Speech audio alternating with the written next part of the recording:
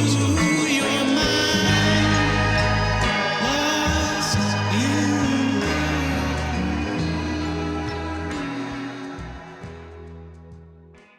lost people are very much two-sided, on two sides of a coin. Okay, where you have people that either label themselves either conservative or people label themselves as liberal, and those two things can't coexist with one another. That's what you're being told. That's not possible. That they're two separate things and they don't mesh together. And I really like your synopsis, like the way that you kind of explained on how like that isn't 100% true. That there's a lot of similarities between the two of them that we don't realize. Well, and I think another falsity there is that we've sort of been told that that's how everybody divides up, right? We've sort of been told that you have to kind of pick a side and that's where everyone fits. But, all the data shows that in real life, that's not really where most people are at. I mean, most people have, these cross-cutting ideas. Most people don't even know for sure what a liberal idea or a conservative idea is for sure. They may know some about the tribe, but it's like they don't even live that deep in the ideology and all that. But we kind of think we do because that's kind of how our brains work, and we like to be part of a tribe. So, but yeah, I mean, what we find in real life is most people fit these kind of cross-cutting ideas that, okay, well, I'm kind of like these things that I support over here would fall probably in that bucket, but these things over here fall in some other bucket or don't really align with that, right? But we're a little bit afraid to talk about that because if you're in your tribe and we're all talking about this thing, we all like this, let's do that, and then you throw out this thing like, yeah, but don't you think this is cool? And they're like, what? Like, no one says that.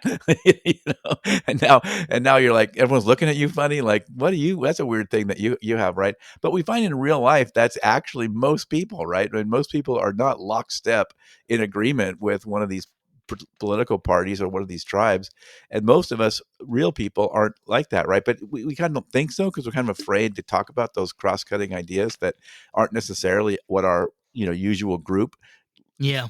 assumes, and something we don't even know that's what the group thinks, right? We're like, oh, I didn't learn that one. I was supposed to think that way. Oh, sorry. I told you this before where, being as somebody that's in the automotive industry, when you have people that use clickbaity titles and things. I can give you a good example. People say the cars are still mass polluters. Okay. That is a myth that is from the 70s. Okay. And this is something that's coming from the automotive industry. Most cars today use highly advanced catalytic converters with O2 sensors that are like literally so fast, they moved quicker than you can even think. So the issue is not necessarily like cars being polluters. The issue then falls into a line where if that is where you want to put your focus on, I say, okay, why don't we focus on China and India, which are the biggest polluters? They pollute more than any other country in the world. So it's like trying to shovel a mountain with an itty bitty little shovel you buy at like Hobby Lobby, or Home Depot. Right. Right. It's not happening. Like, you're not going to shovel that whole mountain clean with one little shovel.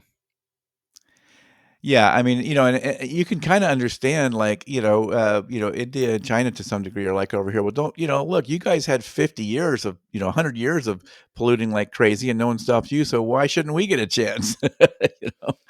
Let's take turns.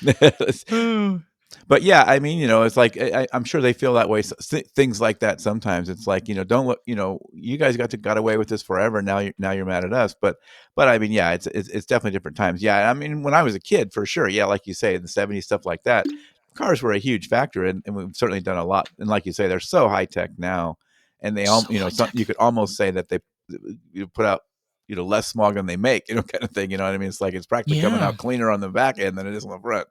Yeah. And you know what? Again, a lot of that just comes into advancement in regards to human ideology. It wasn't necessarily a war. A lot of people complain about electronics with cars, and I do agree with a lot of people. But the benefit is it allows us to communicate better. Okay. You know what? Like, as a technician, and I'm using this as a real life as an example, it allows me to go into your car. You're coming in, and let's just say, you're somebody that like has 2 kids and you need to get to work every single day. It allows me to go into your car and physically plug in a computer to see exactly if there's any faults or anything that's coming down there.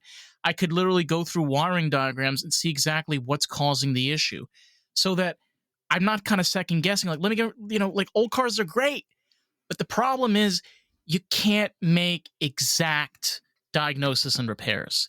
You can't be able to use that input of like lasering in with those conversations and being like, hey, there's a problem here.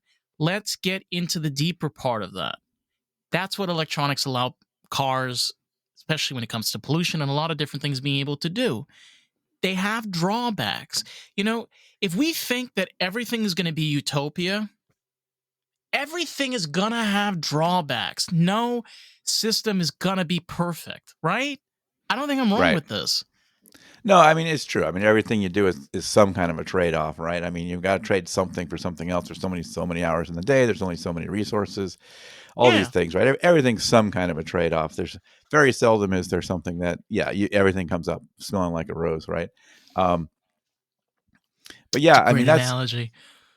yeah, I mean, and that's a good analogy about our politics too. It's like everything's kind of the same kind of thing, right? I mean, you're very seldom, and it's difficult because you're very seldom going to have everything be solve make everybody happy. Just like in life, it's hard to make everybody happy, right? I mean, and if you try, you're usually going to come. There's some old saying Yeah. about that, right? I try to make everybody happy, nobody's happy, and it's like it's way worse.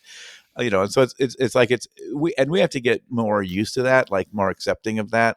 And yeah, there's a lot of these things that you're going to have to take like the first version of it and say, well, it's not perfect, but let's hope we can fix some of those rough around the edges parts. And sometimes you have unintended consequences. There's all kind of stuff that can happen in a big system that was way more complicated than people think it is. I mean, we like simple solutions, but I mean, in real life, things are kind of complicated, and sometimes there isn't necessarily a simple solution.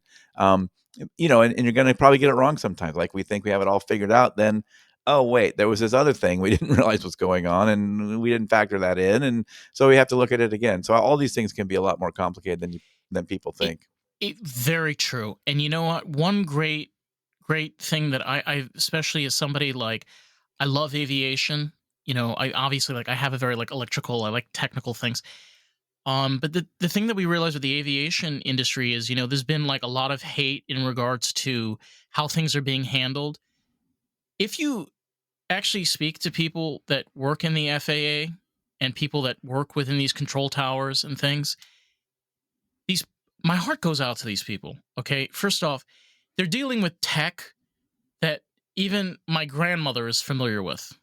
Okay, like, this is insane. All right, we live in a country right now, and I don't want to scare people, but the FAA and I forgot the other organization. There's a couple of other of them where they've been using the exact same equipment, like 9/11 that we're using around 9/11. Same equipment. Guess what?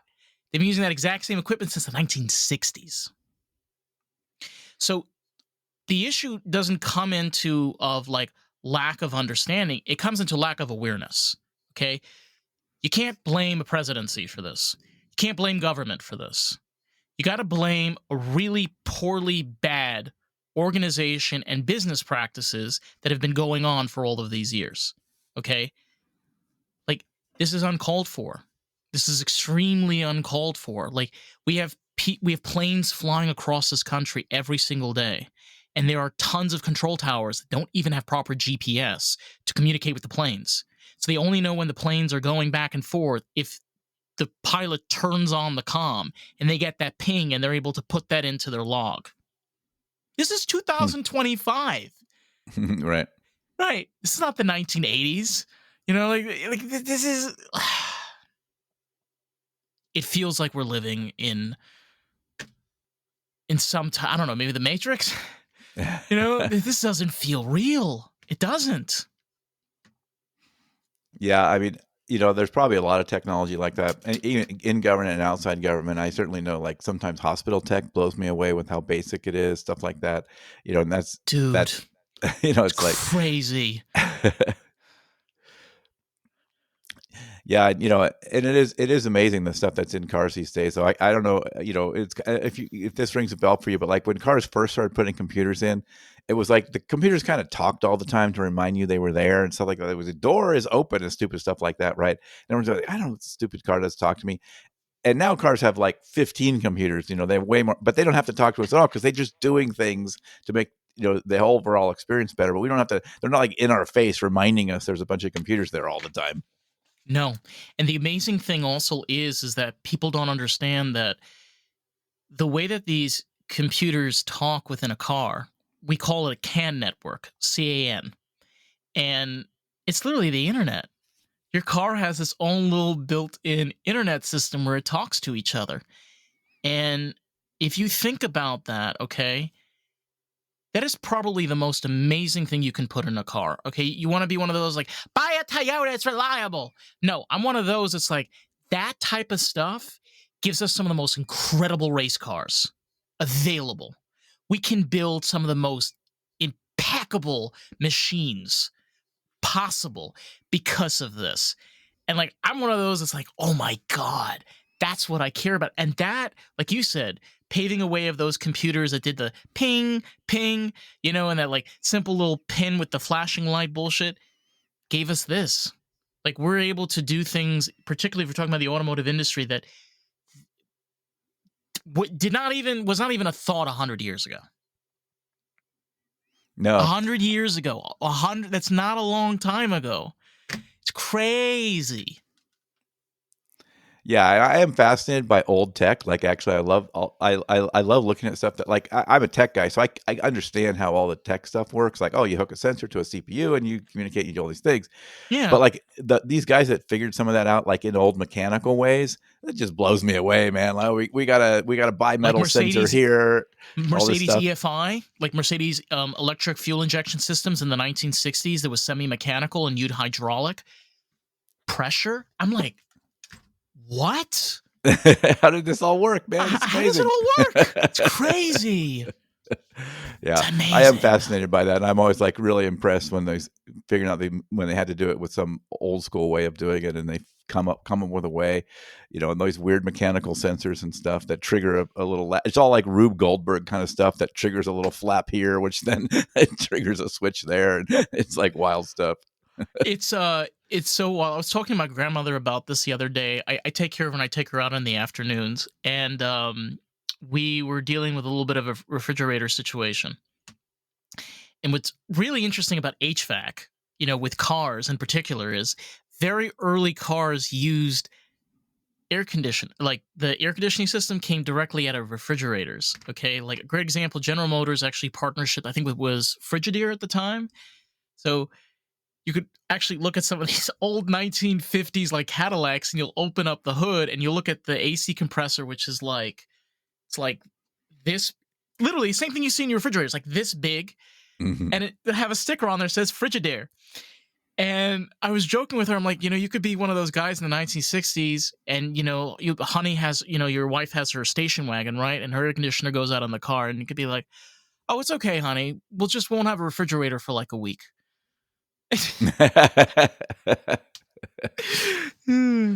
But that it sounds silly to us today, but for somebody in the 1940s when this was being developed to think, hey, we're now making refrigerators, and cars need an air conditioning system, and this kind of why don't we kind of combine these two together?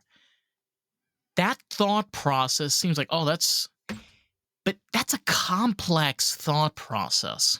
If you think about it in a more structured level, like, refrigerator is stationary, car is constantly moving and affected by debris and life around you. You know what I'm saying? It's crazy. Yeah, limited power, limited resources, limited space, all this stuff. Yeah. And it's just like, it's just crazy to think that that idea ended up being one of the most amazing ideas. And it's one of many ideas. That is the thing. It's literally people being able to take the leap of faith, being able to try something different, be able to try something new. And that's where I feel like tying with everything that we've been talking about, it showcases on how human ingenuity plays a lot in the role of human intuition and human collaboration, where it's not just one person, it's many people. It's not just one idea, it's many ideas. It's not one thought process, it's multiple thought processes. Yeah, I mean, most real things that get done that are significant, yeah, are all put together with some kind of a diverse group of different kind of brains involved. And and it can be challenging because you got to also avoid groupthink, right? Because probably some good ideas got thrown on the table somewhere along the way because a bunch of people said, "Yeah, well, we can't do that. We can't do that." I'm always concerned when people are saying, "Can't, we can't, we never do this." I'm always worried about those absolutes, right? When people are throwing those absolutes out, it's like, wait a minute, wait a minute. Let's not start with that. Let's think about it some more before we say we can't do that kind of thing, right? So, but yeah, no, I mean, those good ideas are what is typically get evolved. I mean, yeah, there are those geniuses that sometimes they came up with the one wonderful thing and it was the best thing ever. But that's not really how the real world works most of the time. No, no, not at all. And I was thinking, I like German cars, and there was a period in the 1960s where GM tried making an air cooled engine, which was the Corsair. It was a flop. I mean, personally, for anybody who wants to collect them and restore them, I wish you the best of luck. It's a piece of shit, and it should be all, like I wouldn't even touch them with a grain of. That's just my personal opinion. I don't think they're worth saving. And the Germans came along and said, no, we know how to build air cooled engines, and we'll prove it to you. Porsche 911, one of the best selling Porsches for the past 70 years. So, again, that's a great example of like, no, it can't be done. It's not possible.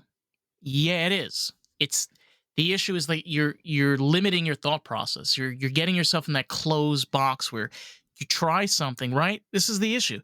You try something that doesn't work out. That doesn't mean failure. That means you got to try a different route and see how to be able to make it work. Yeah, for sure. Yeah, I track. I have a Porsche that I track, but it's water cooled, not air cooled, so it doesn't count. To your point. Uh, what kind of Porsche do you have? It's just a Cayman. Like, I don't know. That's like the little mid engine one. It's like a Boxster, except the Cayman has a hard top. Okay, is it like a early 2000s, like late 90s, or more No, modern? mine's newer than that. Mine's mid. Yeah, mine's the I think the third generation of that car. So yeah, Ooh. it's a little bit newer. Okay. By the way, it's so odd because there really is no roadsters being made in the United States anymore.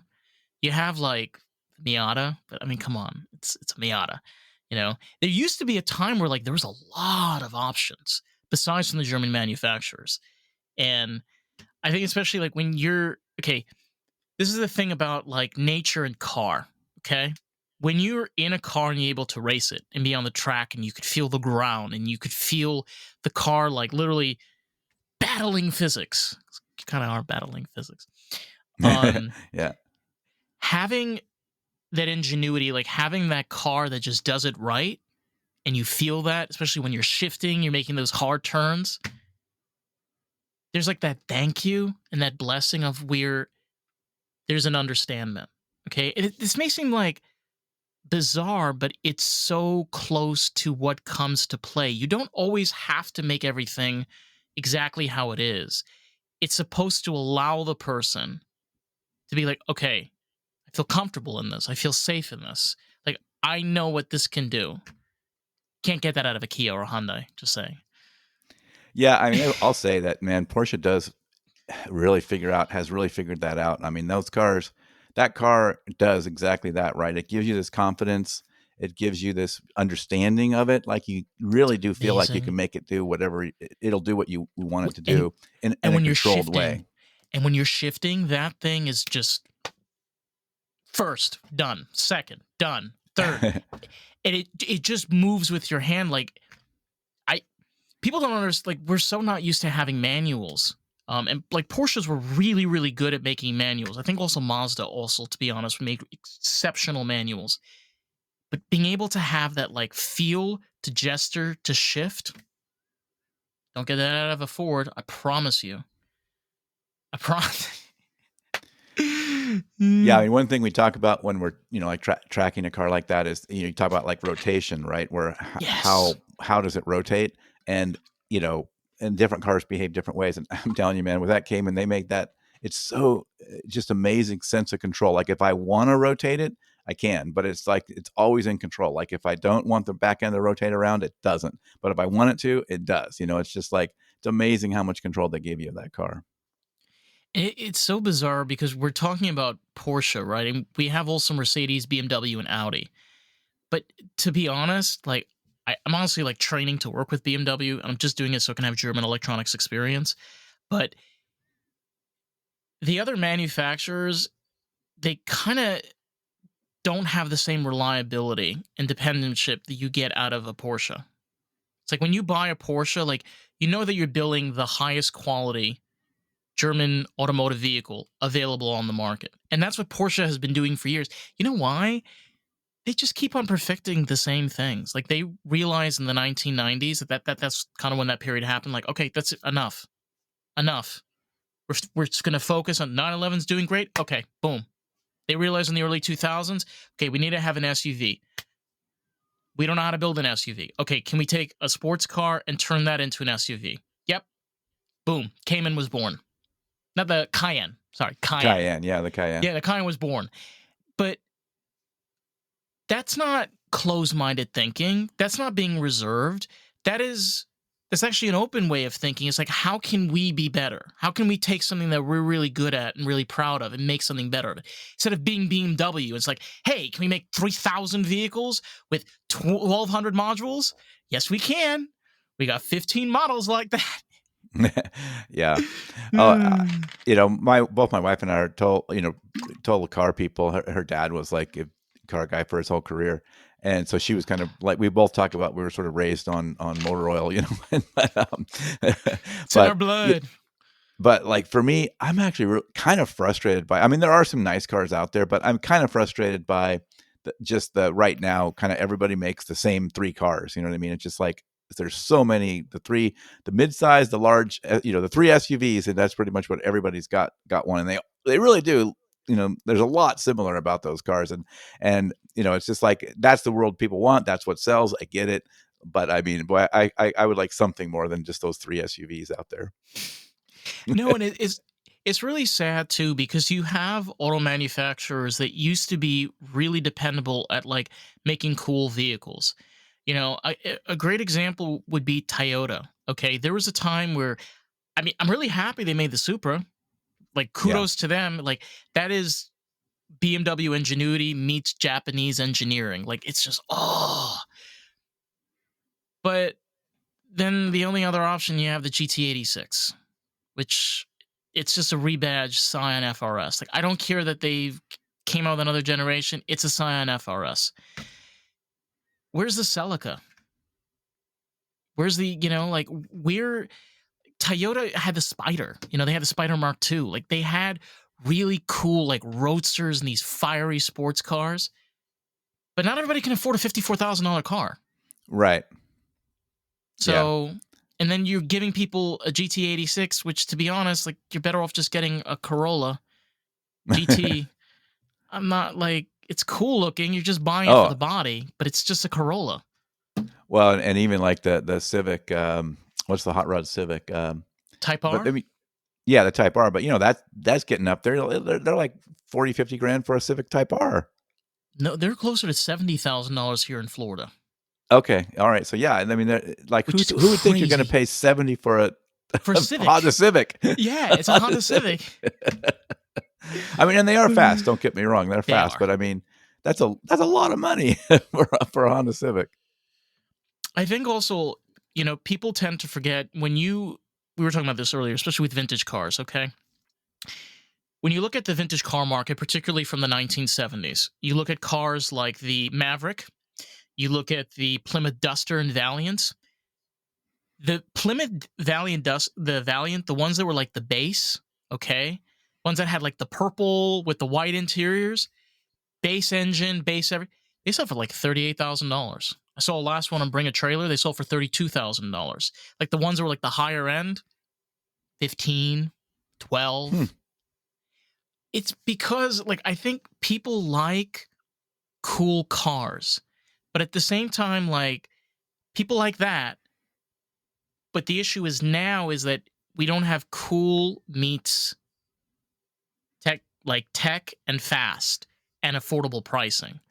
Like, I own a Mustang, but it's 14 years old. But like, modern Mustangs are unaffordable. I think most people like in their 20s, unless you're like making pretty top dollar, it's kind of hard to afford one. Camaro's gone. So what are your options? BMW M4? That's $48,000 right there. Yeah, easy by the time you get it optioned. Yeah, I would say the Mustang is still closer to that category, but yeah, it's definitely on the edge. I mean, like you say, 10 years ago, it was easier to get an affordable Mustang. These days, yeah, I mean, Mustangs are kind of selling around $27,000 and plus. And like, you know what? The craziest part is again, like I'm kind of turning the tables over to politics a little bit. Oh, good. Okay, People let's do it. people love to blame policies and rules and regulations for the reason why cars are like they're the way they are today. Do you know why cars are the way that they are today here in the United States? It's solely because we spend most of the time importing. We don't, except maybe some factories and plants doing some minimal things. We don't really build cars here anymore. We really don't. And especially when it comes to even electronic components for cars, okay? We don't build the chips here. We don't build the modules here. We don't even build the freaking wiring for these cars, okay? We trust our enemies to build all this crap for us and don't understand why it takes weeks, delays, fees, shipping costs, and all of these things. And then what happens is manufacturers get lazy. They're like BMW, it's like, I don't want to use metal. I want to use plastic. It's cheaper. And they just start using plastic on everything. So you, again, it's like the idea of thinking, okay? I know, and we both know this, is kind of understanding the car industry. It's anything to do with policy, rules, or presidency, or none of that crap. It has to do with the fact that a lot of the businesses, especially in the automotive industry, are lazy as shit, and they refuse to build here because they come up with blatant excuses like, oh, it's too expensive. Oh, we can't make stuff like that over here. Oh, come on. Half the American racing industry is built in this country. Hearst, built here. Edelbrock, built here. What's their excuse? Yeah, is Holly still built here? Some of it is. I think they do. They have some of their stuff that they've been exporting, but I think most of it's built. K&N is another example too. But I there needs to be more awareness of this. That's my honest thinking on this. Well, and it kind of opens up a whole bunch of different things that I'm not necessarily an expert on, but you certainly have, you could see that these corporations, a lot of times are looking at bottom line, right? And if they really can get it for a tenth the price, or maybe they could get it, maybe that playing field is evened out a little bit. But now that all that is in place now, all those supply chains are there and it's all set up, even if they could get it cheaper, it's like, well, I don't want to redo it now. We've already figured this all out. We have this all set up. We're just going to keep doing it the way we're doing it. But because certainly there was a time period there where, many of these foreign markets were offering some of these same things at like a tenth of price. So it's pretty hard for these CEOs not to do it, and you've got to, that's and I don't know all the answers to that. Like, but you do you put in regulations with, I don't really like doing that, right? You put in regulations to somehow do price fixing and stuff like that. So I don't really want to that route. That usually just keeps making things worse. That creates price gouging too, by the way, like especially with dealerships trying to counter offer and then raising prices in regards to the MSRP on the cars. You're 100% right. I mean, you can't just keep on slapping rules and regulations to fix issues. No, right. I mean, you can't, because it usually sort of has all these second order effects you didn't really plan for. And now you get this, and so you can't suddenly, and so it's, we've done a lot of things, and I don't know I don't actually, I've read about it, I know some about it, but I don't know everything about all the things that have happened over the last sort of 40 or 50 years to the way money has moved around, and you have this kind of middle America feeling like they've been left out, and they have to some degree, I don't think right? anybody really knows, to be honest. I'm serious. It's too much and too many lies and too many things like shoved under the rug. Like, how are you supposed to know? Well, and it was something we were talking about earlier too that I think comes back to a lot of this, is that We were talking about how we've sort of put a lot of our focus on these national issues because there's a lot of reasons for that. And one of the biggest ones is, the way the media world has changed, right? The media landscape now is all consolidated. So, there's not as much local reporting and so it's easier for them to only look at these national issues. And then the same national issues go out to all their affiliates, across the whole country, right? So we're all talking about something that happened in Washington today or whatever, and not, all the things that maybe happened in our community and in our neighborhood, which Or in our whereas local, in our states. Yeah. yeah, in our states, exactly. I mean, sort of ground up, where and so we're losing in two fronts. One is we don't have as much agency about what they do, and one vote for what happens in Washington. We have a representative democracy, so our way our republic works. So my vote only votes for somebody else who then votes for me later, right? So what I can do today about that thing is I can write letters, I can do all that stuff, but my agency is limited, right? I can only do so much to impact this thing they're talking about in Washington right now. And the other way around too, right? That thing they're talking about in Washington right now probably impacts my life less than all this news media is telling me it's going to, my real life. And so, like, meanwhile, there's probably a whole bunch of stuff happening at my local level, my state level, and all these other things that I probably should be paying more attention to on both sides of that coin, right? Because on the agency side, I have more impact of that. I can actually go to like a town council meeting and I can talk to the guy that's trying to prevent this idea. I still only have one vote or whatever, but I mean, I have more agency than I do. I can start, a group where we go protest or talk about this thing or go before our local, I can have a lot more agency about these local things. And other things, there's a pothole. We can go fix it. We can also just do that. Like I put a weekend or group together and we go fix the potholes. I mean, there's lots of things you can do in the local level that I can't do it as much in Washington, and the other way around too. That thing that's happening in my town about the school district or about something else probably is going to affect my life a lot more than the stuff they're talking about in Washington. So that's a Yeah, big problem that we 100%. just putting so much energy in what's going on in Washington. And to be honest, it's just a veil of, I hate saying this, it's a veil of dread. It's Yeah, a for veil sure. of misery, and constantly putting you in that just, okay, on the positive note, like again, we were talking before, there has been a lot of efforts, especially with German manufacturers over American manufacturers, of trying to be help rebuild the automotive industry here. With BMW and all of their problems, they built a plant here. And those vehicles that are coming out of there are some of the most reliable BMWs you can buy right now, which is crazy. And it's because of awareness for those communities, okay? And the awareness of understanding of where there's a lot of communities in the United States that rely on those jobs. They're independent shops that rely on those customers day in, day out. And the local states are there to protect those people. Your local board in your counties are there to protect those people and their businesses. And what happens outside of there is just news. It's like seeing CNN when you're boarding on your plane in the airport. Well, like you say, it's kind of the doom loop thing, right? I mean, the way they get you agitated is to get you everything's existential, right? If this bill passes, life is over. This bill passes, world's going to end, kind of thing, right? And I love it. and I love it. you know, and obviously it doesn't happen, right? That's not what happens, right? And if there was one, it's the whole Chicken Little thing or whatever, right? It's like if there was one, we wouldn't know it at this point because you told me the last seven were going to end the world, and I don't even know what happened with them now. I can't even remember. It was like 2 years ago. I don't even know. Did something that thing pass? I don't even know. So you got to stop telling everybody that the world's going to end every time anything's going on somewhere. And this is happening in political campaigns. They're constantly saying this other guy that I'm running against is so terrible. If we let him do this thing, it's going to be the worst thing that ever happened to anybody. And it simplifies all these. So there's so much incentive for so many these different players to do this because it kind of simplifies their life. I don't, especially for a politician, right? I don't have to say very much about what I'm going to do.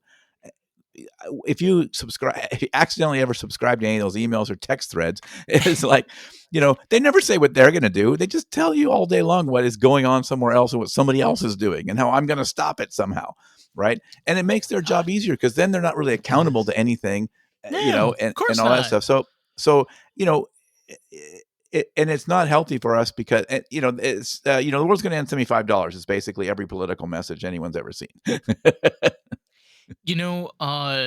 Kind of a flip note on this is where, you take the adult entertainment industry, okay, which federally is a crime, it's illegal. But you have states like Nevada that has very open policies when it comes to this. Again, where it comes to state by state, county by county, community by community. You know, I've had the pleasure of talking to people that are within the industry, some of the people that have been in those areas. They're very respectful people. They know their industry. People are like, oh my God, they're trafficking children. Not all of them are trafficked. See what the media does? It like Right. paints this picture on something that, yes, we as human beings have this desire and stuff. Like, and there's definitely an industry there to cater to those things, which my personal opinion, I don't think there's anything wrong with that if done safely and securely and properly. But federally, it's illegal. But in those communities that this is how people thrive, this is how they make money, this is how they put bread on the table, they have that understanding within their community. So that is where you kind of have to ask yourself this. Do you want to put yourself in the world's problems, or do you want to put yourself in the problems that are actually affecting you on a day-to-day basis? Like the community you're living in. Like, is this an affordable place that I can buy a house? Does this community respect in regards to me going to doctors that won't abuse me and just feed off of big pharma and just push me with medications? Is this a community that I can raise my children freely, that they're not being forced agendas and opinions based on political beliefs? All of these things should be come into factor. Like, where are you living? Like, is that community aligning to who you want to be, who you want to raise your family to be? Right, and if you're going to pick those larger issues, sort of for the world, I think you kind of got to pick your battles, right? You can't be involved in all of them. You can't be a No, champion for every single thing that's out there because no. there's not enough resources. And that's why I think that's part of why people are so stressed out, right? They keep getting told all these things are happening, and they know they don't have that much agency to do much with them, and so we feel kind of helpless because all this stuff is kind of just happening around us, and it's all kind of doom all the time, right? So yeah, that's a challenge, and we talk about just trying to be more mindful of all that because there's so many people out there kind of they have incentives to do that to get you excited to sort of I don't know if you like the system one, system two thinking kind of thing. Once you trigger your emotions, your sort of system two, more thoughtful part of your brain kind of deactivates, and now you're just operating on emotion and fear. And they know that like this is not an accident. They know that's how that No. works, and so you know and that just so if you're more mindful about it, it can be a little bit easier if you kind of just remember that like if you're going to go watch TV or something, a news program, or going to go read, just go in with a mindful attitude that they're probably going to try to rile me up, right? So just kind of keep that in mind, and then you can kind of when they do start riling you up, that can kind of be the trigger to say, maybe there's more to this story. I probably need to look into this a little bit more because usually there is. Almost always there is, right? Same with like you were talking about clickbait headlines and all that, right? I mean, clickbait headlines are 100% designed literally for the clickbait thing. I mean, they're generally created by algorithms these days, right? I mean, they do a bunch of A/B testing. They may have humans, trying writing up the versions of it, but they just do tons and tons of A/B testing, and they keep improving that headline until the one that gets the most clicks, keeps being there, right? And often by the time that happens, the headline has very little to do with the article at the end. And the poor guy that wrote the article many times is mad about it too because they didn't write the headline, right? Somebody else in the marketing department wrote the headline. There, you touching on this, and I know this is a very touchy topic, but I just want to bring this up as just reference. Um, I was listening to a JRE episode with Dave Smith and Douglas Murray, whatever his name is, and they were touching on a topic which is kind of interesting, right? A lot of the times we start getting into these conversations about situations that are happening like in Israel, that are happening in Ukraine, or what's happening in Russia, or what's happening in India. But a lot of the times those people don't even have family or actually any connection with the place. Like, for example, for me, I actually have family that lives in Israel. Most of my family lives there. So it kind of pisses me off. It's like, hey, I have like I feel like I can be pissed off like about world issues, right? Because that's affecting me. Like we were saying earlier, like how there are things that happen in government that, oh my god, like this bill is being passed, but it doesn't really affect me. But then when you start painting a picture about something that's actually affecting me, that's a whole different story. And then you start asking yourself, there are people that are quote unquote representing you, right? Like those politicians. But we didn't ask you to represent us. We didn't ask you to speak on our behalf. That's not even politicians. You have celebrities, you have comedians, you have journalists, you have news anchors. It's like no one asked you. Right. Who gave you permission to to take over the public square, right? Right. Again, as a libertarian, my thinking is always we're stay local because that's the most important. That's where you're spending most of your time. That's where you're working and spending most of your life. But when you have like things that are outside of your local community that's important to you, that affects you, either family or connection or anything that correlates you to that community, I don't know. I feel like maybe that is the human mindset. It's just we like to stick our fingers in places where we shouldn't. No pun intended. Yeah. Mm. There's probably some truth to that. I've talked to lots and lots of scientists about different things, social scientists, psychologists, political scientists. I don't remember that coming up, but now that you mention it, maybe that is part of our psychology. Because many of the things I talk about in my show are some of our kind of innate kind of behaviors, right? I mean, the Yeah, I confirmation can see bias, all these this. kinds of things, right? Yeah. And that kind of stuff and tribalness. But yeah, that's an interesting one. So yeah, we maybe that has to do with trying to find a purpose, sort of like I need to, my purpose is to sort of go help these people in this with this problem or kind of thing. I don't know. That's interesting to study the psychology behind that. And one thing I kind of disagree with where you don't actually, people say like, oh, if you haven't visited a place or you haven't been there, you can't talk about it. You know, Right. I kind of disagree with that. Like, obviously, I have family here that hasn't been to Israel. So, but we still have family there. You know what I'm saying? Like that is the correlation. That's the connection that. But at the same, this is the crazy part. Like, but at the same time, it's like when you. Besides this, whenever you talk about even like mental health issues, or you talk about a disorder or something, like you don't realize that there are other people that are actually being affected by this. And sometimes you don't realize that when you're talking about those things and you don't have that direct connect, that's what I'm going to call it, direct connection to it, it can come off as being cross. Make sense? Yeah, I think so. I mean, I guess part of it is it's any talking about any sensitive topic can be hard, right? Right. And even everybody that's well intentioned, and many times people are well intentioned, and they're often they're even reasonably informed, and it can still be really hard.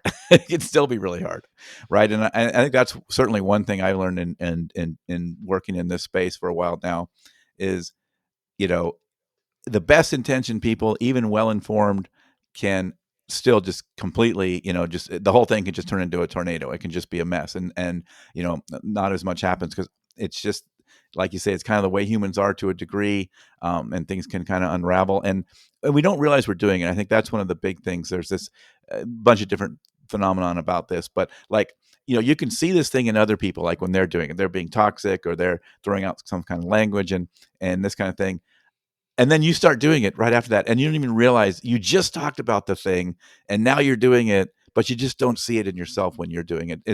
It's really hard.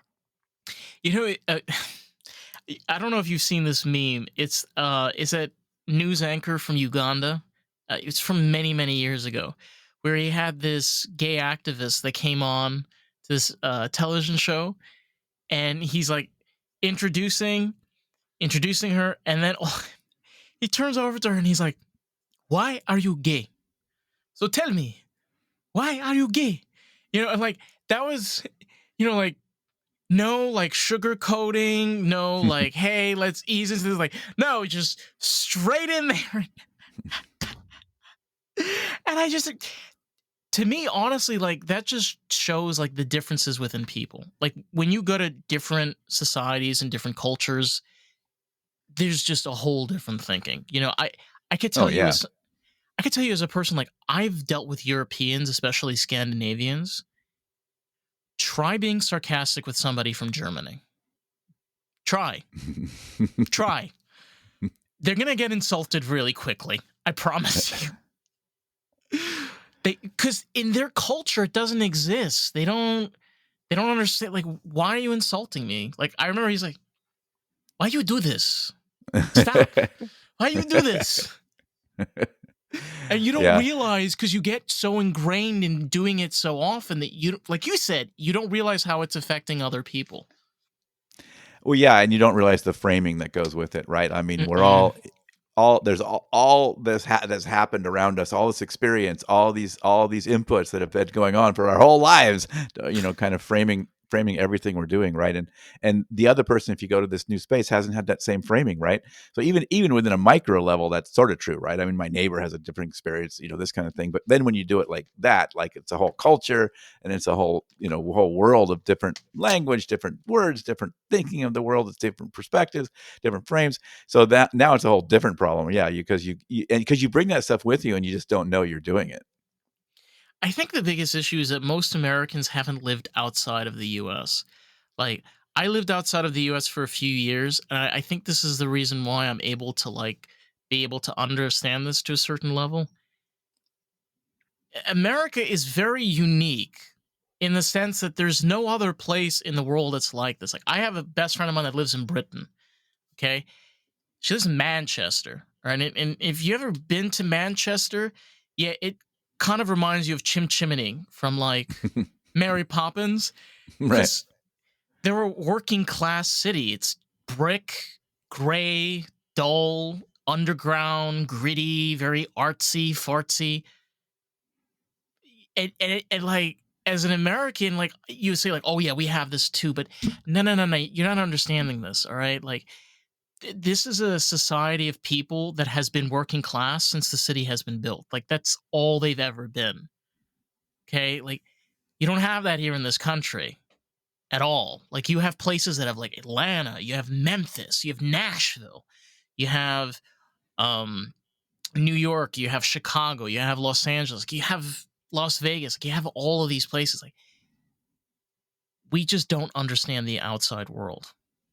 We just don't. Yeah, and living there probably is even more, but at least spending time there, maybe a little bit longer than a 2-day vacation, because 2-day vacation you can get a pretty surface view of a Yeah, place, yeah, right? totally, totally, totally, totally. Yeah. But yeah, I mean, it's definitely true. I mean, you travel the world, you definitely get a different. You see you see more of this, right? What is somebody said something about this? When you travel the world, you spend 3 weeks in London or wherever. You learn more about your hometown than you do about London in some ways, right? You do. You really do. Because the thing is, British culture is very classism. It's built on classes. I lived in Israel for 3 years. And in Israel, I'll be very honest, like when you have two corrupt governments that are running a country, you realize a lot of the times you have civilians that suffer the same way that you have in Britain. Okay, for me to have my best friend living in Manchester, where she's been dealing with a leg injury, and because of how the social care exists in Britain, she has to wait weeks, and then she has to find the doctor, and then she has to wait until she gets approval. And I mean, she had to have her ex boyfriend take care of her for like 6 months. Like, yeah, obviously, like she's got like socialized medicine and things are cheaper, but look what she's got to deal with a fractured leg injury that instead of taking just a couple of months took like over a year. Hmm. See what I mean? Right. There's always two sides to these things, right? It's like we were Yeah, saying before. When you research these things, there's always more to it than your surface view of it. there is. And it doesn't give you a preplex view. It kind of gives you an understanding as to kind of how the corruption and the existence of how we do things in the United States exist. Because a lot of the things that we do here in the States is based off of fear. Okay, the reason I again, just based off of my like thinking and just the way I've kind of view things, why do you think we don't have socialized care? It's because years ago they realized, okay, socialized care, we can't control it as much. So we should keep it privatized. They realized that you can't have government being on top of big pharma because then you can't get medications and things out. Okay, so you got to separate big pharma and then kind of incorporate it with government. So there's a logic. This is bananas. There's a logic behind the corruption. Like, there's a reason why these systems are set up, because I think the outside view is like, okay, you see how that's working? Well, we can't really control that. So we can't really control that, then we can't use it. Yeah. Well, it's certainly true that, sort of water flows downhill, right? I mean, oftentimes people think there's a massive conspiracy somewhere and Mr. Burns is No, sitting in a tower coming up with all nope, these things. Many nope. times it's just all these random things happen together. And, so, I mean, one of the journalist guys I had on says, the biggest conspiracy of all is no one knows what the heck is going on. No one knows what they're doing. No, and That's honestly, kind of what happens, right? There's some end result. There's seriously, some end state that no one really drew out. Like that wasn't the end state anyone was trying to get to, but all these, different events along the way got you there. And that's why sometimes it's hard to unpeel that stuff, because even figuring out what all those events that got you there were can be really hard to unpeel it to make it go away. Like, you look at the, it's one thing about, we were talking about the socialized medicine in the UK is more complicated than you might think on first glance.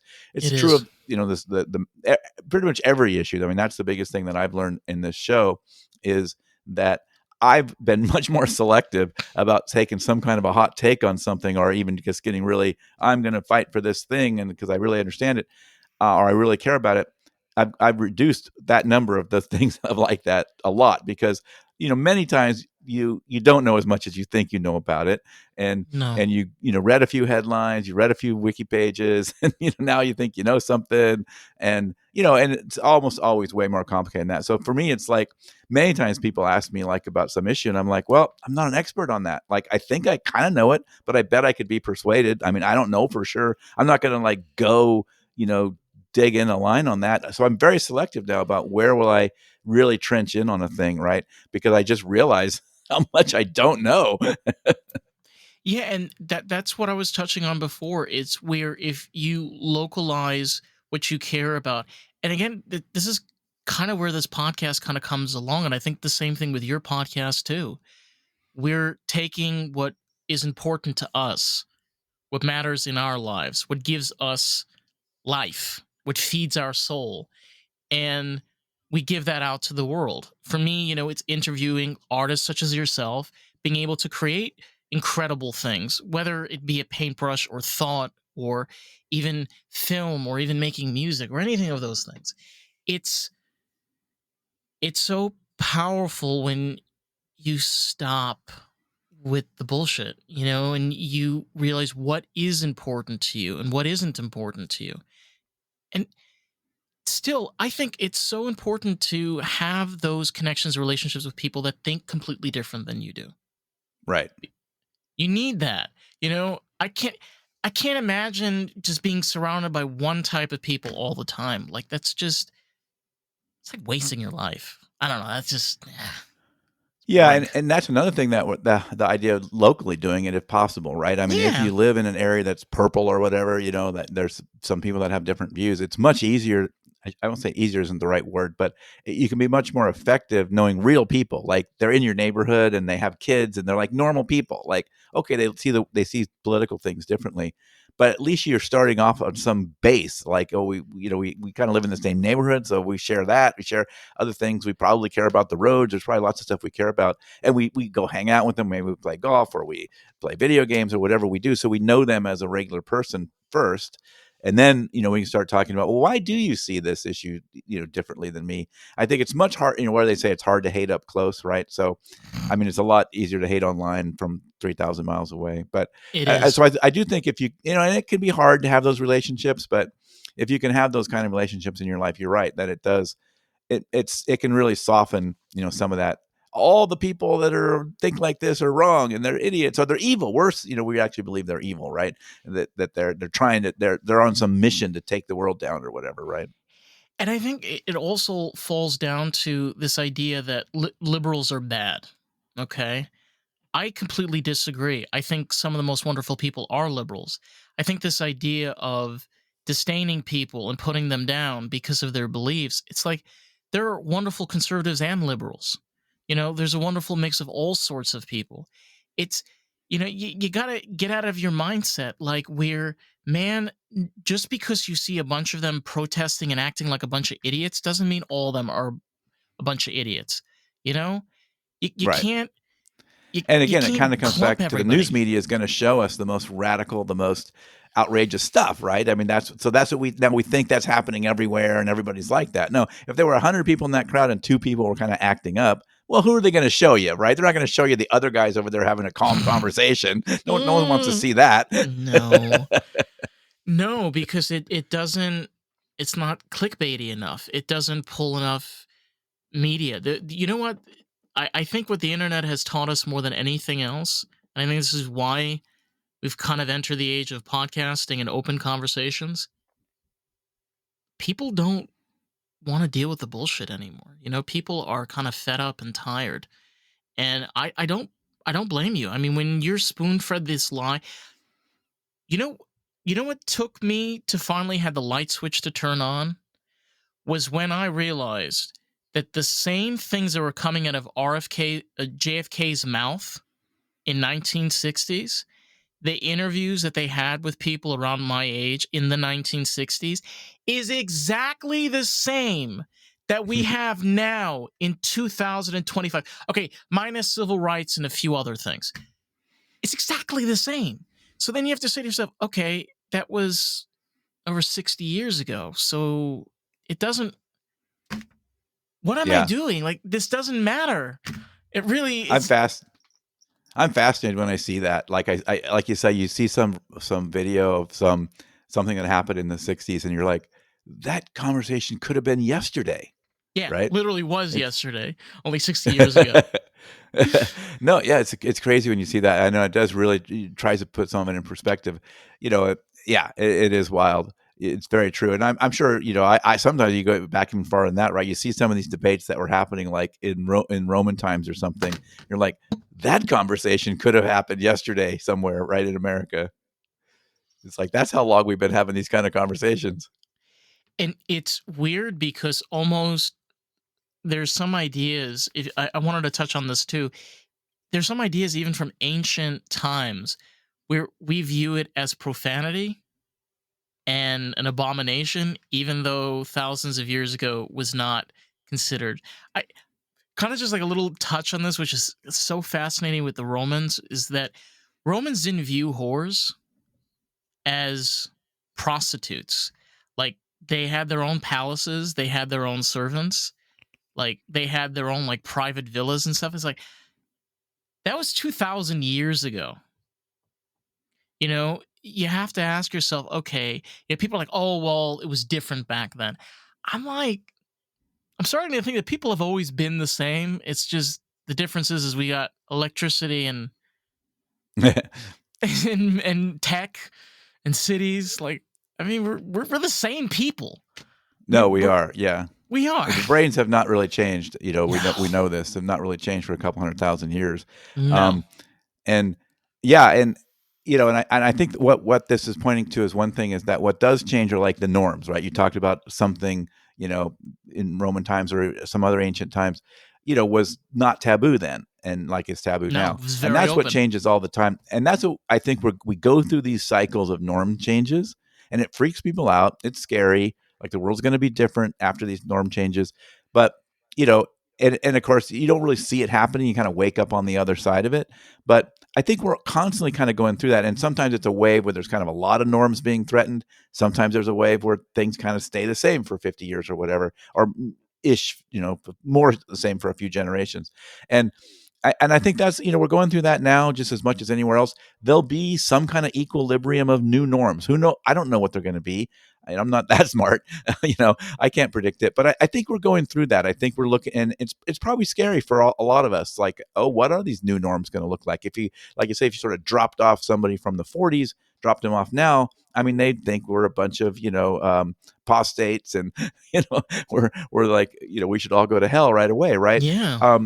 But I think that's but we just consider this as normal now. This is what normal looks like. So I think we're going through a phase like that now, where we're in the middle of these norms being updated, and we don't know where it's going to land, but it will find some new equilibrium, and then that's the world we'll deal with. It's really strange because we kind of are causing that change to happen without even Right. realizing it. And as a person that's also interviewed people that are in the underground and indie scenes with filmmaking and music, it's no longer really underground anymore because we have the internet and they have access to things that they needed a middleman. They needed some type of promoter of some kind to be able to get things out. You don't really need that anymore. You just need this and a computer, a phone. Good. Yeah. Good to go. Yeah, and the bar's lowering and lowering, right? I mean, like you said, you can pretty much do it all with a phone nowadays. Yeah. I mean, if I wanted to, I could do this on a phone. But then again, you wouldn't be able to hear like the good, sweet sound. Yeah, but it's getting there. I mean, it's the kind of thing that you could see that you could produce a pretty high quality thing with modern phone pretty soon. I think.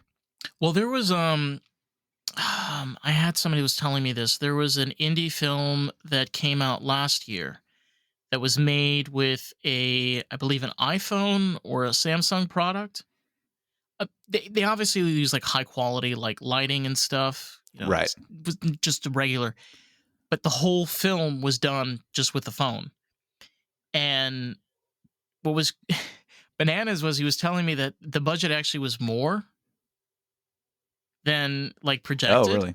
Yeah, it was more, but it was very high quality. It was very well made with a smartphone. I mean, you're right. Like we are at a stepping stone where I okay, I don't want to get like all heebie jeebie, and so that, but we are kind of moving to a new form of power and energy, which, believe it or not, that actually does shape a society. We probably are going to be moving more to a time where they're going to probably start doing more things in space.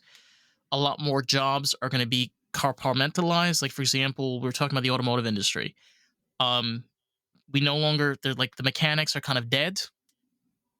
Like, it's now automotive technicians. And then what that's going to basically turn into is you're going to be an auto technician. So you'll be able to do diagnostics, repairs, pretty much everything that right now takes 4 or 5 people to do. A lot of things are going to start getting like that. So it's a matter of either being ahead of the curve or being behind. And it doesn't mean like, oh, you need to stuff yourself with all the media and crap. What it is that you got to like realize, hey man, the reason why we have all this corruption and crap and all this chaos with government, they're stuck in the past. Guess what? I don't want to be stuck in the past. I want to be stuck in the future.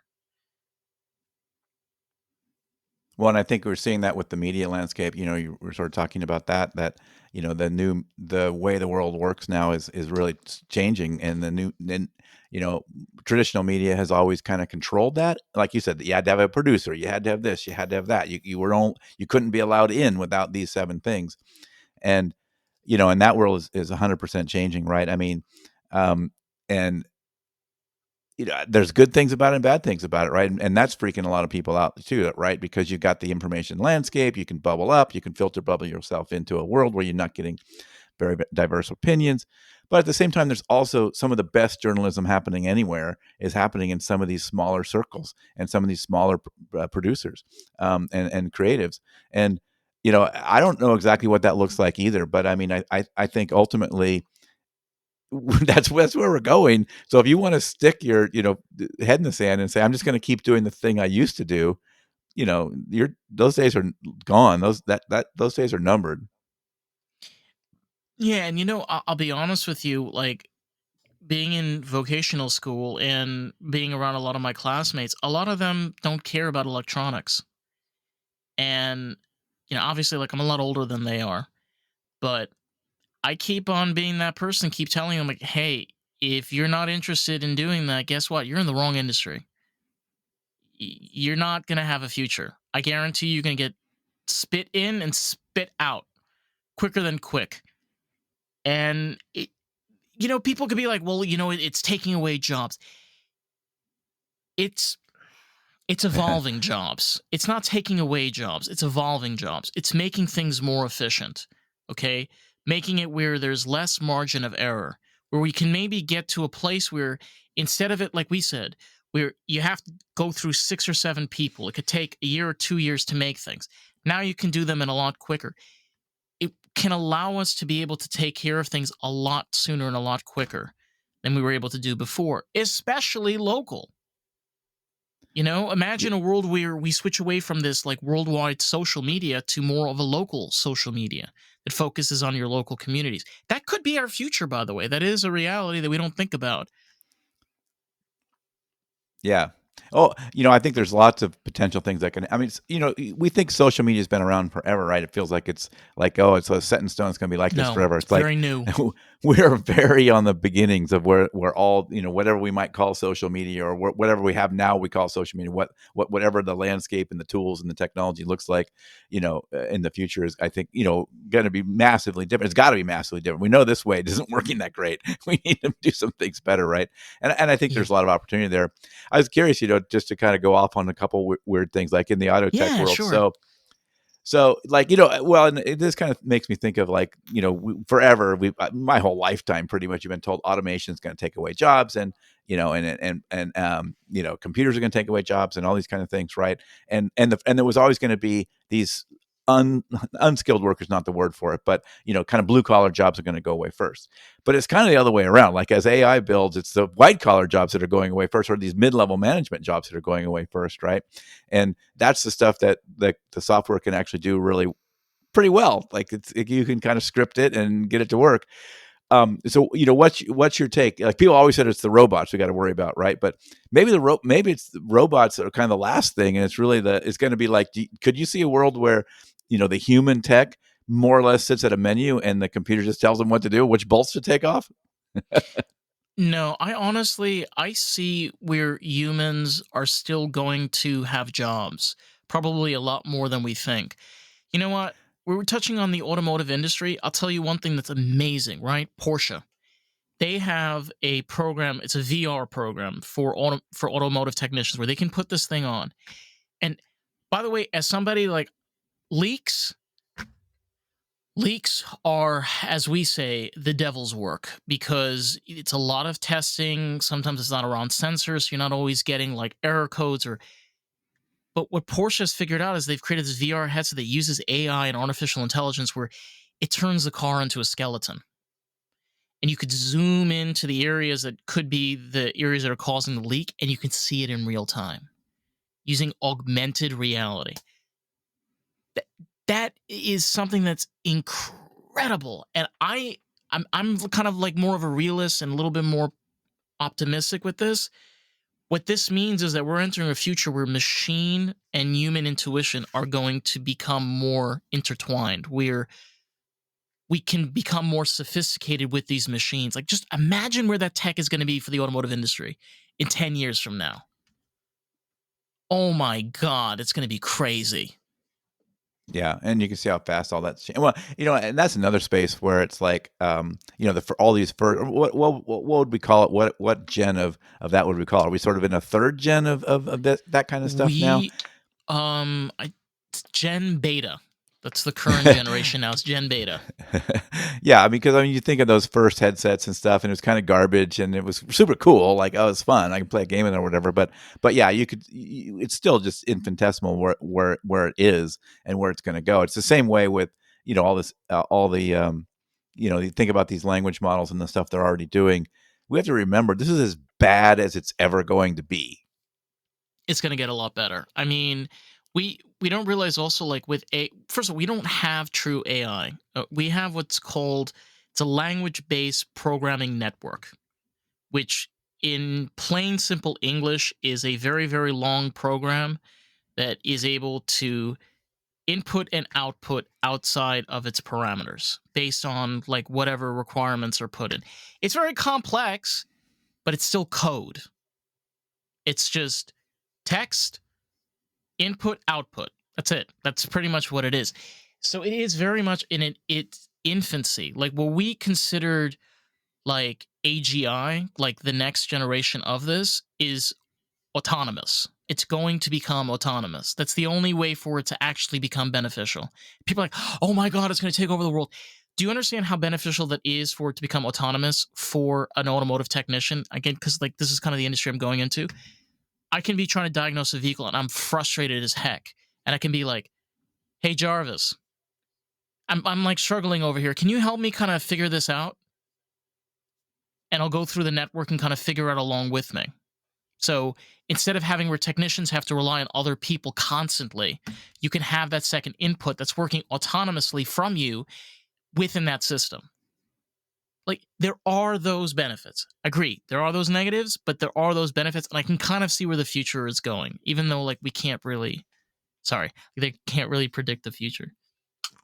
No, but yeah, yeah, but yeah, it's interesting. I was kind of, yeah, I think that there's a lot going on there. I think with the, I've had several folks from the AGI world on my show talking about, where this might go or where it won't go, and there's a lot of doomsayers and all that kind of stuff out there, right? And who knows, those scenarios could play out, I guess, but It I could don't think be. anybody knows, um, but yeah, I feel like the whole how automation is going to work in real life, like, is so, it reminds me of like when you go back to some of these here's the these things from the 50s and say this is the future, what the future is going to look like, right? I mean, some of them are remarkably good, like they had just people using screens and doing basically Zoom calls, like they got a lot of stuff right, and then other stuff is just like it's Meet so George wrong, like it Jetson. never went. Do do Yeah. do Yeah, do. yeah, Yeah. but yeah, the cartoons I think got it better than the I professionals, love the Jetsons. the It's so futurists. classic. It's so fun. But I think But I if we're think we're talking just, about, if we're talking about TV shows, I think one that got it really right was Star Trek. I'm going to say that. yeah, okay. What do you Well, that's think? a pretty optimistic view. I mean, if that's where things go, I mean, that's also though a pretty crunchy view, right? I mean, everyone gets along and we have diversity everywhere and everybody's happy about it. So, I mean, that's a pretty, maybe we can get there.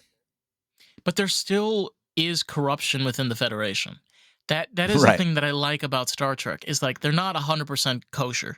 They Right. still go invade other planets when these species don't want to be bothered. And it's like, oh my god, like where our ship is getting attacked, it's like, yo, they don't want to be bothered. Like, leave them alone. And they just keep going.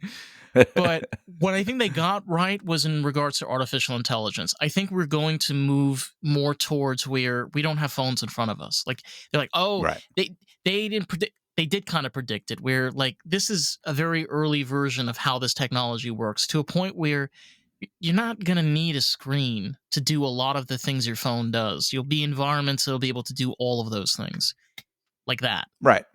It's similar to what I was talking about with the cars when they first started putting computers in the cars. They had to really kind of let everybody know by making them talk and do weird stuff and beep all the time. And, and like I say, and now the computers are just kind of there doing their thing and we don't know what's happening. And I think there's more of that going to happen, right? And that's already happening. Think about it, right? All the stuff you can probably look around your room right now and think how many CPUs are there and all these various devices. They're just kind of doing their thing on their own, right? I don't need to go tell them what to do all the time. No, you don't have to at all. It's I was thinking about we were talking about with cars. You you talk about the early generations of computers, right? Fun fact, there was a car called the Cadillac Alante, which Oh yeah. its wiring and modules weighed more than the actual like engine in the car. That was kind of the early adoption, where that's what it took to power something like that. But we've moved so past that, and you're so right. Like we're very much in the early stages of this. Like even podcasting is really new. I mean, I I think like also kind of what we're doing is also very new. People are very used to being in the same room in regards to recording. Being able to do this virtually and still very much naturally is something that did not exist 8 years ago. Like, try doing this on Skype in 2009, bro. Right. Good luck. Yeah. It was bad. Yeah, I mean, it is like we were kind of saying, it's amazing how much has changed in like the last 25 or 30 years, but like we're still so much in the beginning of it, right? I mean, like we We feel like, are. oh yeah, we're always going to have an iPhone or whatever, right? Well, no, I mean, before the No. iPhone there was other stuff. There was landlines. Oh my god, there was payphones. You know, it's crazy. Like looking back in the past, and it's like I'm 26 years old, right? And I remember when we had to use payphones to call outside of this country. And today, you just go on WhatsApp and you can call somebody that's 10,000 miles away. It's weird to be somebody in their 20s, and I can actually relate to like, oh wow, that's a crazy shift in such a short period of time to go where you have to like physically buy a card and like have reserved minutes to, oh, I can just instantaneously open something up and then I can call whoever I want wherever they are. Yeah, and it's gotten easy enough that, a 70-year-old can do it. Like you don't it's not all it's accessible. It's accessible to anyone. Yeah. Because there was a time when you had to be pretty geeky to do a lot of that stuff, right? You had to go find your geek friend to set it up for you. But now it's pretty much anybody can figure it out. I remember when we had iPods, and back then, like you kind of had to be a little techie to understand how these things worked, because you had to know like how to plug it into your computer and then download iTunes, which was not as easy as Apple made it out to be back in those days. Right. Like you sometimes have to get the disc.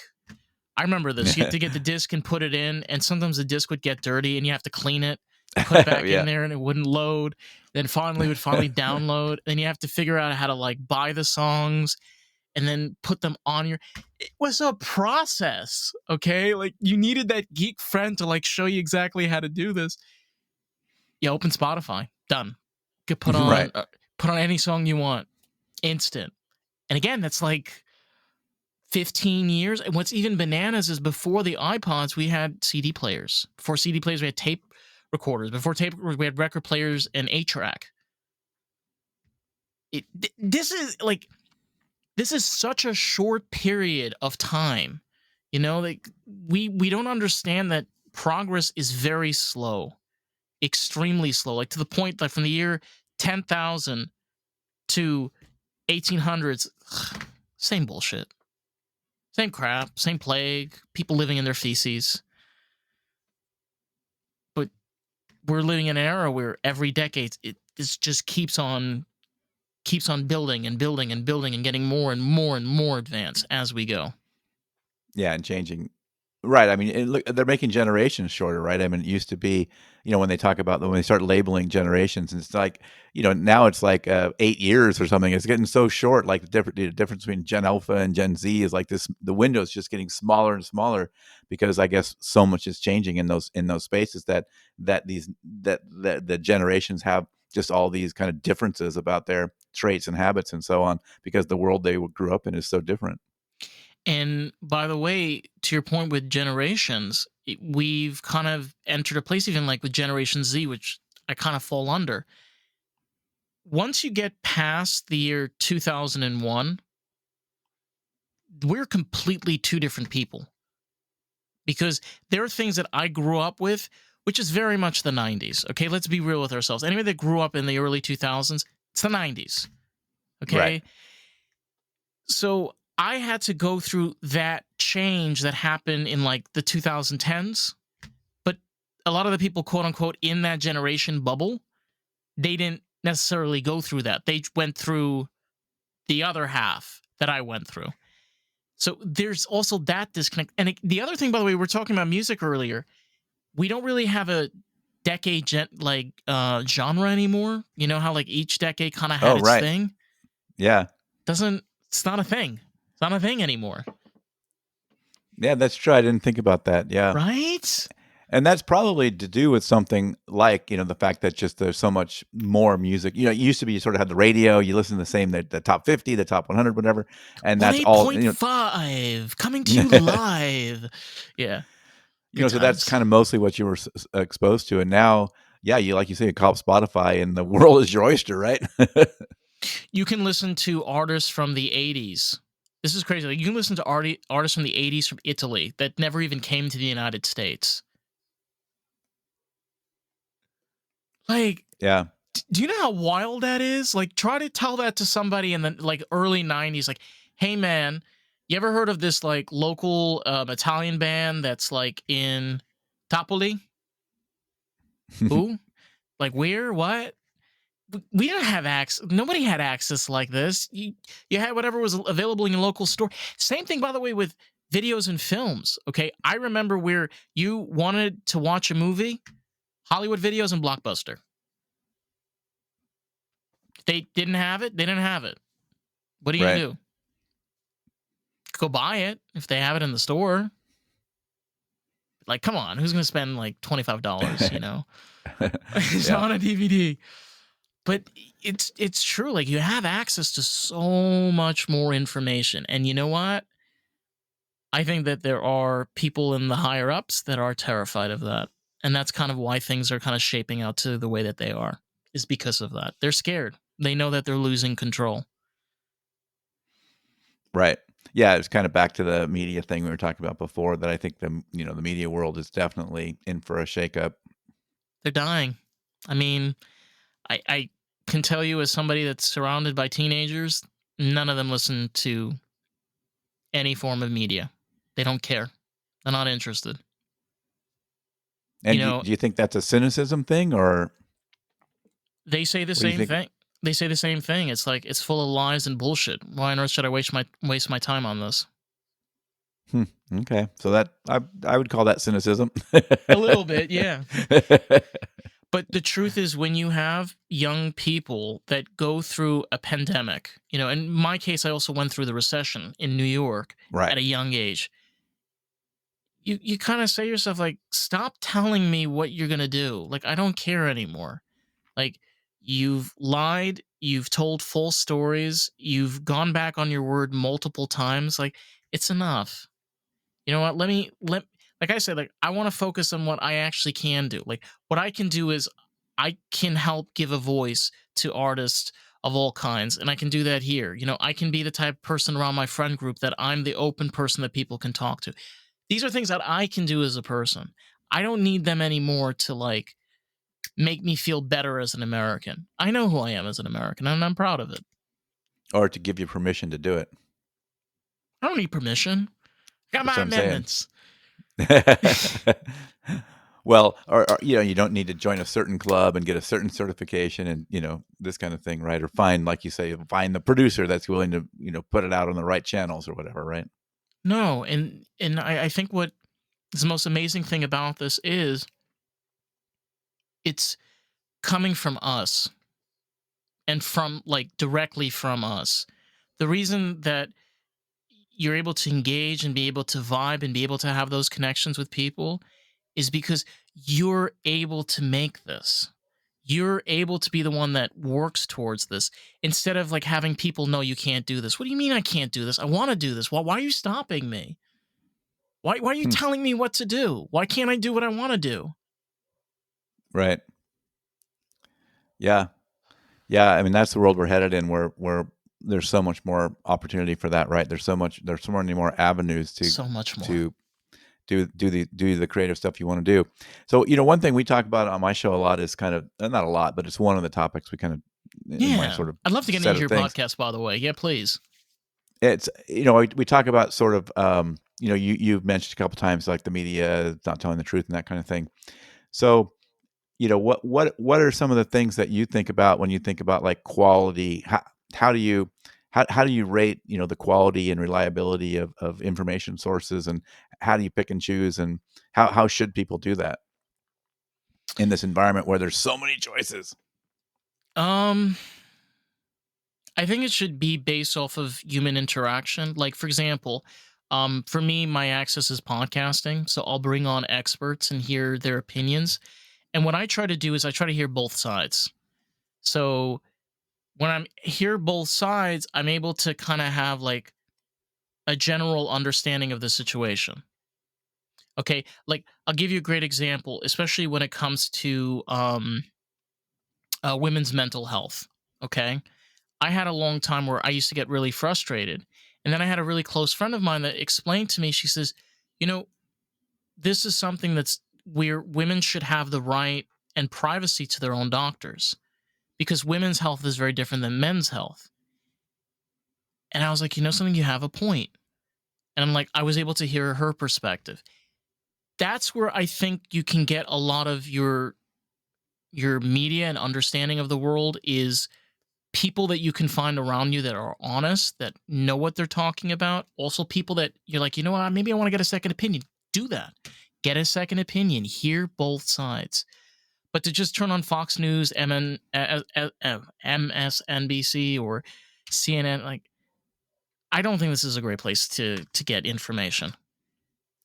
Well, and even when like CNN, for instance, sometimes tries to do the whole "we'll show you both sides" kind of thing, and even that's usually just any. And I'm just picking on CNN. You could probably No, pick I know. any It's of the just others. it's frustrating because like it's It's all not. a show. Yeah, It's just they're not really trying to be sincere most of the time. I mean, usually it's just so much show and so little, thoughtful, real diverse opinion. It's just kind of a show. it's more like scripted dialogue than anything It's else. theater. Yeah.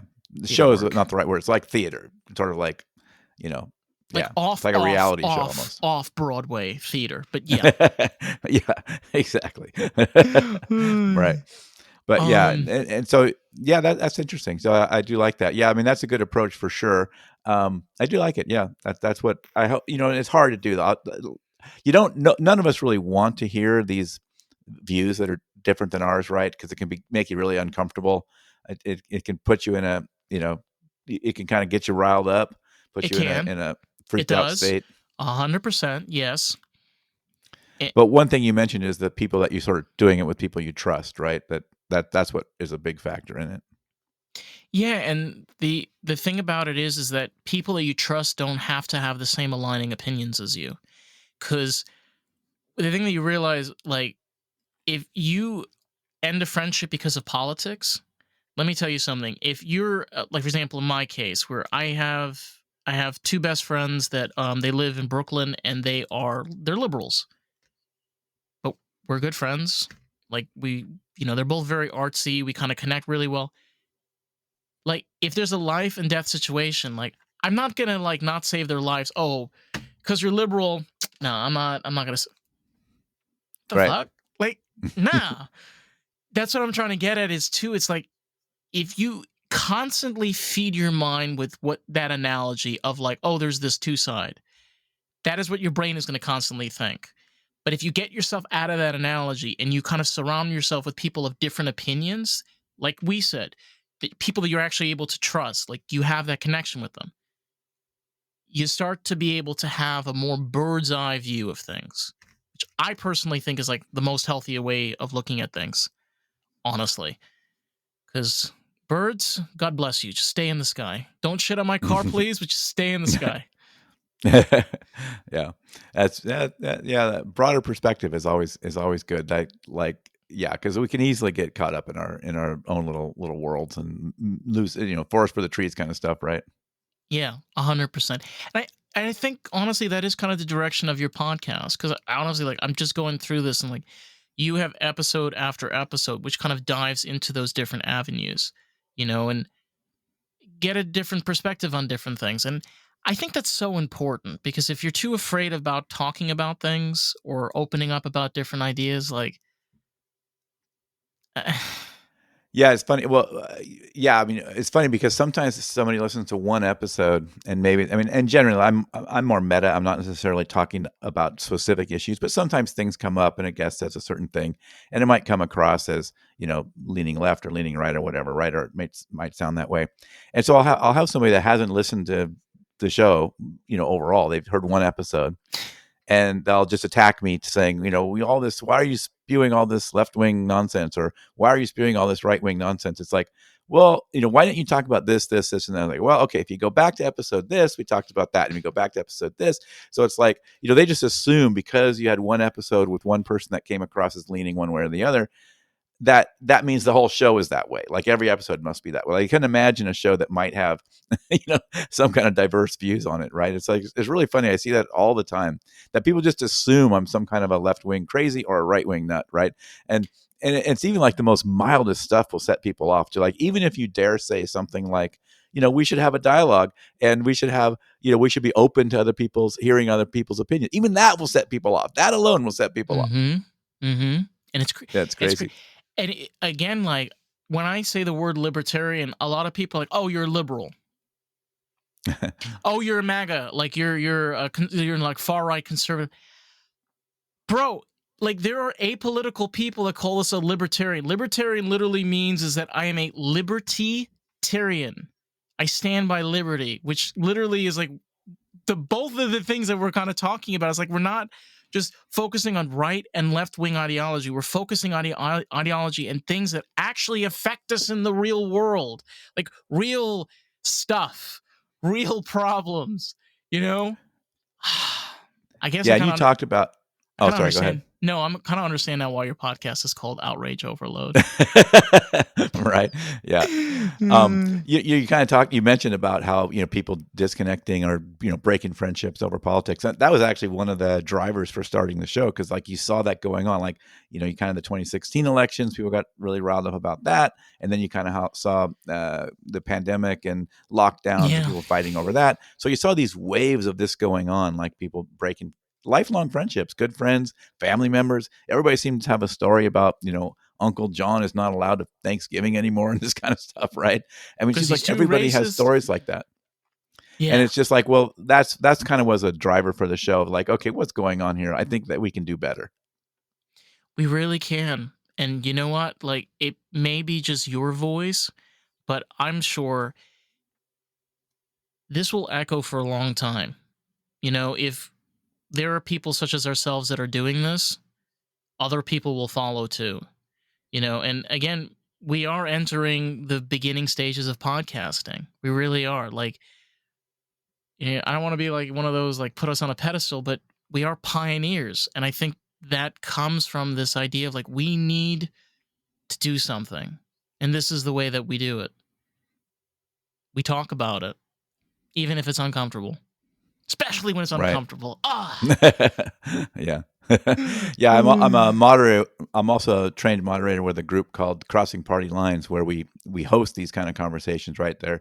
And as a moderator, my job really is just kind of, keep it, I don't know, within the guardrails of like politeness and that kind of thing, right? But also the other piece of my moderating job is to make sure everybody gets a chance to give their views, right? So I kind of have to run clocks a little bit so people don't ramble on too long, and everybody gets a chance to say something, because that's the whole point of it, is hearing individuals express their views. Like, you don't have to agree with them. No one's saying you have to agree with them, but you can hear different real people, different. And I've seen that as having, real impact on people, right? Like you can hear, it doesn't always happen. Like every meeting doesn't go that way, but almost every meeting has a few moments where people really said, well, I've never heard it put that way, kind of thing. Right. Yeah. And you know what? I've kind of realized that sometimes people don't even realize to think that way. Can I give you a quick example? Yeah. I had yesterday. I was talking with the couple I was telling you about from Brooklyn, and I was watching this video. I think it was like one of those shows called Chosen on YouTube, where they have a panel of like on one side is like conservatives and the other side is like liberals, and then they like ask a question and then they kind of come together and then they both talk out their side back and forth. So the question that they had that came up is, do you think in same sex couples there is a mother and father like like like type within the relationship? So the liberal was going on and explaining that this is a great example of fluidity within biological genders, that there is a gender spectrum, because kids don't view parents based off gender. They base off of them of that a father can be a mother, and a father, and vice versa. So this conservative guy, which was more left winging than he was conservative, he was actually married to a man and actually had a kid. And he says, to be fair, like my son sees us as father and father. And he was kind of said that like it doesn't necessarily matter whether there's a mother and father relationship. All that matters is that the kid has decent parents raising the kid with, the right values, giving them a great head start in life. You're mixing things in to things where they don't belong. You know what I'm saying? And Yeah. they both of them, like, we were like thinking about it. And she was like, yeah, you're totally right. And these are things that, if we think about it, we kind of all agree with them, even though we think differently. We're like, yeah, we kind of agree on this. Well, another thing about it, even if you don't arrive at an agreement, like I said before, you can at least understand how someone sees it the way they do, and also that they're like not, trying to, they're not trying to destroy the world. They're just like trying to get along, like just like all of us are, right? Yeah, plain and simple. You, if I'm not mistaken, have more than one show. You were telling me this earlier on the pre-call. You do a segment with your wife, right? It's on. Yeah. It's on. Is it on Substack? I'm starting to do it. We do it live on. We do it live on an online radio channel, and then Okay. I've sort of been playing around with other simul streams of it, and right now I'm playing around with streaming it to Substack because I do have a reasonable following, and it seems like their Substack is kind of where my peeps are, So it seems like, but it's a pretty, all of the streaming and stuff is pretty new on Substack, so it's really. But I'm giving it a try.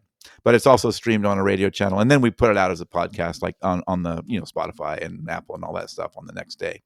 But if you want to listen live, you can do it on the live channel or on Substack. Yeah, and so it's so funny because the two shows are the extreme opposite, right? So the Outrage Overload show, which is kind of my main show, that's like scripted it's a formal show. It's interviews with experts, and it's well edited and this kind of stuff, and and it's trying to be pretty serious. And then the other show is like the exact opposite. Like we do minimal research. We kind of just sit down and turn the mics on. What we do is it's called This Week in Outrage, and what we do is kind of just talk about what was in the news, memes, what was in the news, and what are kind of people getting riled up about, and then to some extent the main goal, the main sort of hook of the show, or the game of the show, is I try to see if I get my wife riled up about something. You know what though? Honestly, like, those are the relationships that are worth keeping. Right. People forget that it's not just having a partner. It's about having somebody that you vibe with and connect with. Like somebody that, like, honestly can do a podcast with you. Not somebody to be like, oh, you're doing that stupid thing again. Right. Yeah. You don't spend any time which with is me. pretty much the life of a podcaster, is people saying that to you, right? Yeah, literally every day. But I think that's so awesome that you've been able to do this. Oh my! And by the way, to anybody, when you check out the website, the cover for that podcast is actually really cool. Did you have somebody make that, or you made that yourself? I made that. Yeah, I made that. I just wanted like a stylized version of us, hanging out together. Oh my god, that is amazing. Because we also, another little gimmick on the show is we usually start the show off with a cocktail or beer or something, right? Okay. So we break the rules. You got to break the rules, right? Yeah, you got to get a loosey goosey. Well, so many people say don't, drink alcohol to do a show. It's like, you know what? We're going to break that rule. I mean, I smoke weed on this podcast, and I'm good. I'm good. Yeah. Yeah, we have fun. Well, and that was my wife gets producer credit for that one, because that was like her whole deal. It's like you talked about the whole vibe thing. It was just like, look, we never get a chance to talk about stuff. Like, we're always running around doing things. So this will force us to sit down and talk for a while. It kind of does. It kind of does. I think that's amazing. I mean, it's kind of amazing you've been able to like handle back and forth with a lot of these shows. It's hard enough to make one podcast. It's hard enough to do two. I've been there, done that. We're no longer friends, but it's just, I think it's incredible. Like, honestly, like, you need a lot of discipline to be able to do that. You need to be able to structure your time really, really well. And man, oh man, I don't think a lot of people can do it. I really don't. I think you need like somebody like you to be able to do this, which is amazing. Well, and I was probably like a lot of people that go and try this, is like I was like everybody else thinking, oh, I listen to the radio. That doesn't sound that hard. I'll just do that. It should be easy. And then you actually find out how much is involved in it. It's crazy. Just the basics of like mic technique and, trying to keep the thing together and all that kind of stuff, right? It's way more than you think it is. Like I'm really bad at reading scripts, so I do weird stuff. Like I stand up when I'm reading a script, because I'll do like a little scripted segment at the beginning of my show to kind of intro the guest and kind of intro the topic, right? And I'm not very good at that, right? And people can kind of tell the difference of when I'm just being me chatting and when I'm reading stuff. So like I've tried all kinds of things. Like I've tried to put the picture of somebody that I'm talking to up and this kind of thing, but one thing that helps a little bit is I now do them standing up. So I'm just kind of an animated talker anyway. So I think that helps a little bit. But you try all these kind of weird things to kind of overcome some of your limitations. It's weird because sometimes for me, the podcasting kind of feeds into the real world. Like, for example, I go on dates with people and they're like, and they know I do podcasting. And they're like, damn, I can kind of tell, why you're a podcaster. Oh, really? Because I got to do podcast interviews on dates. I don't even realize it anymore. That's funny. It is. David, quick question. For all these wonderful people, where can they find you? Your social media? Like, I know you got a lot of places people can find you. The best place to get it all is at outrageoverload.net. So it's not .com, it's .net. So Outrage Overload. Sometimes people think I'm saying Outrage Overlord, but it's not that. It's just Outrage Overload. It's kind of like an overloaded truck, right? We're overloaded with outrage. So outrageoverload.net. And then there's a contact page that has all the stuff. But if you just want to be on socials and reach me, you can usually find me pretty much everywhere at Outrage Overload. That is awesome. Well, listen, man, it has been an absolute pleasure to have you on. And man, oh man, we need more freaking podcasters like you. Like, I kid you not, and I see why now. It's so important to be able to do this. It's not for people. It's honestly for yourself. Like, you're able to do something you're really good at. You're able to create an outlet for you and your wife. I mean, come on. Right? It's amazing. Yeah, thank you so much. Yeah, and by the way, speaking on the contact stuff, I think Dave, that it's like we love to hear from people. Like people like they're too shy to send me stuff. Don't be shy. Send me any dumb thing you want. I will 100% respond to you. Send it over. Come on. Yeah. Come on. Just keep it going. Thank you again so much for coming on. For anybody out there, if you want to check out more of the podcast, you can find us everywhere and anywhere at Lost in the Groove Pod. And I am trying to put back our Substack, so I will leave a link. You guys find that. So with that,